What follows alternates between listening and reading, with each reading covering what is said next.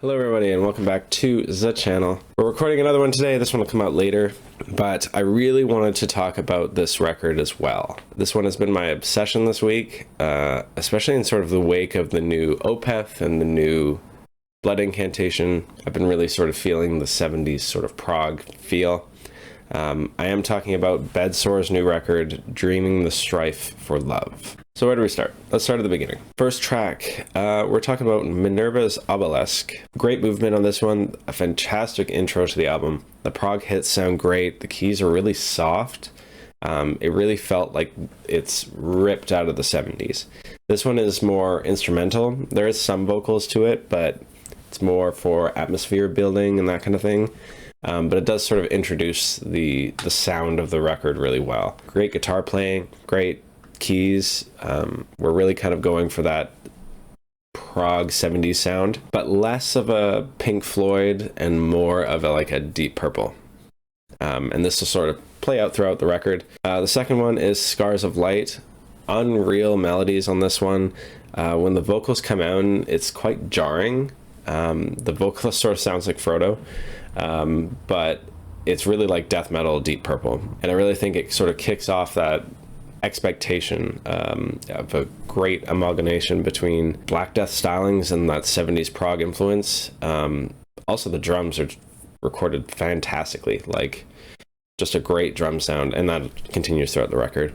Third song is the longest one. It sort of moves in parts. It's called A Colossus, an Elephant, a Winged Horse, the Dragon Rendezvous.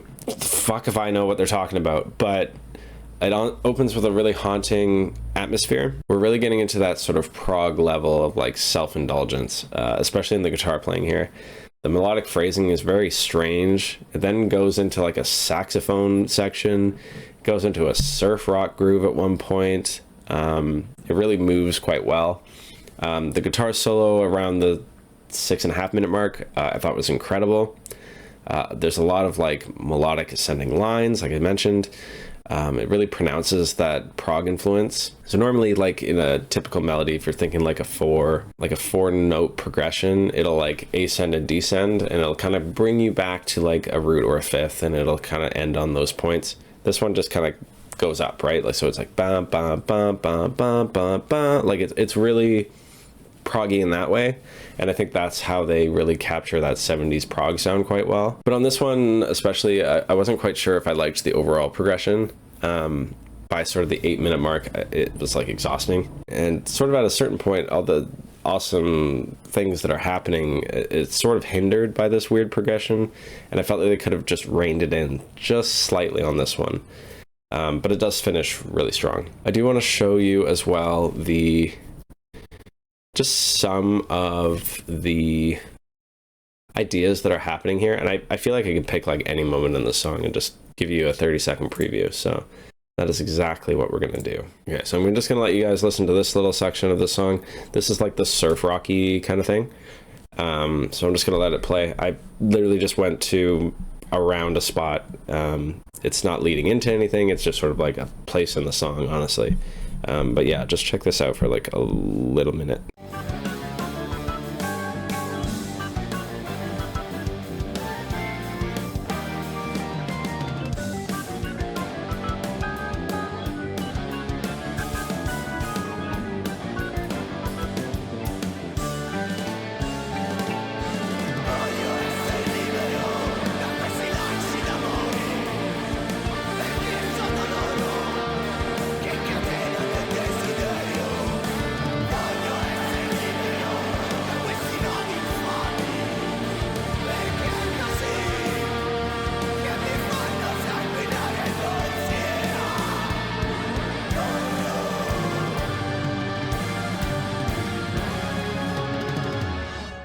Yeah, that's just one section of the song, right? Like, it just moves incredibly well, and it's really impressive to hear. So next up we have Realm of Eleuteride. Again, we're going through some really interesting creative choices, even more of that indulgent guitar playing. The vocals are very narrative, which I thought was a cool kind of switch from earlier, where it's sort of that more atmospheric kind of thing. And I really liked the acoustic outro as well, and it interplayed really well with the drums. Fifth track, we're looking at Fanfare for a Heartfelt Love. This one was really short. It's only like 3.5 minutes, but there is still at least a verse. I can't remember if there's two or not, but it has this really nice sort of Hallis vibe to the verse, which I thought was cool. Really haunting intro. The guitar solo like soars. It's like very epic sounding. It has these great melodic phrasing, and I thought the bass kind of shined in this little section too, which is cool. Last one on the album is Fountain of Venus. Again, we're looking at a nice guitar melody to sort of enter the song. The guitar tone is excellent. The tension building moment with the keys also sounded really great. Again, that Deep Purple, classic heavy metal sound in the verse comes in really well. More great transitionary phases here, or phrases rather. Again, around the 4-minute mark, switches between that haunting feeling to a more subdued one. The groove at the 6-minute mark comes in well as well. This one's largely instrumental. It does have like a verse in the beginning, and then it does have some vocals at the end as well. I really liked the ending guitar lines. It ends on this really beautiful ascending line and sort of a bit of a question mark. And I'm just going to play you a little bit of that as well. So I'll play the last minute or so. Shouldn't be an issue with the video. So this is what it sounds like.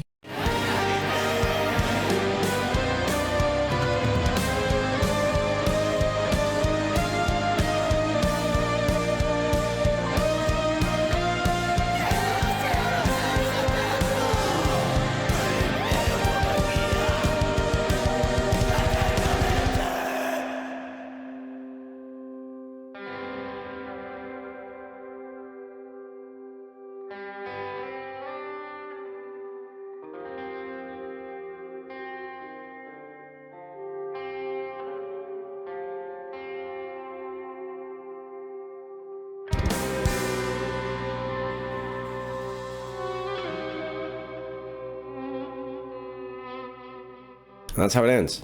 I really gotta say, I love coming across albums like this where I feel like I can just like talk about them forever and just praise them fucking forever. I really liked that about the Serpent Column record that we checked out. I liked that.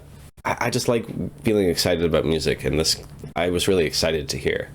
I really felt it was masterfully recorded. All the instruments sound great. I thought the reverb and delay effects on the guitar was like perfect for the record. It really worked in tandem with the Hammond organ and the other key sounds. It's honestly some of the best piano key sound playing, honestly, I think I've ever heard on an Extreme record ever. The drums also had an excellent sound, particularly the snare and the brushwork were just fantastically recorded. It reminded me a lot of like White Ward, and like how they captured their drums as well. So if you're familiar with them and their drum sound, that's kind of what you'd expect on this one. I thought the guitar sound was amazing. I thought it was perfectly distorted for the music style.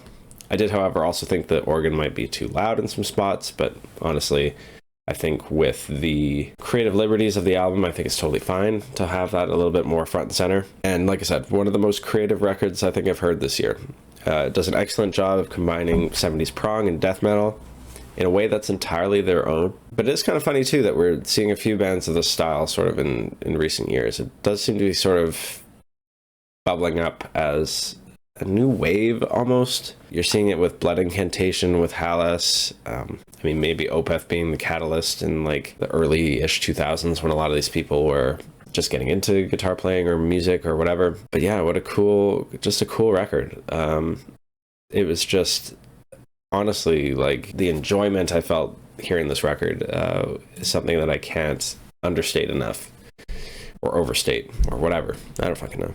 I think you guys need to check out this record. And yeah, maybe the vocals are a little one note at times. Yeah, maybe the organ's a little bit loud. Maybe it's a little bit self-indulgent with their guitar playing and their melody line writing. And maybe it's a little bit of all those things, but it's also fucking phenomenal. And even like the part where it was like almost too much, it was just in each of those little tiny sections, self-contained, where each 2 minutes is its own thing that builds and mellows and builds back up and mellows. It's like too much for one human's ears to even like listen to in one moment.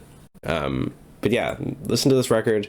I think it's fucking fantastic. It's honestly a 9 or a 10. Like, it might be my first 10 for this channel thing that I've been doing. It is that good.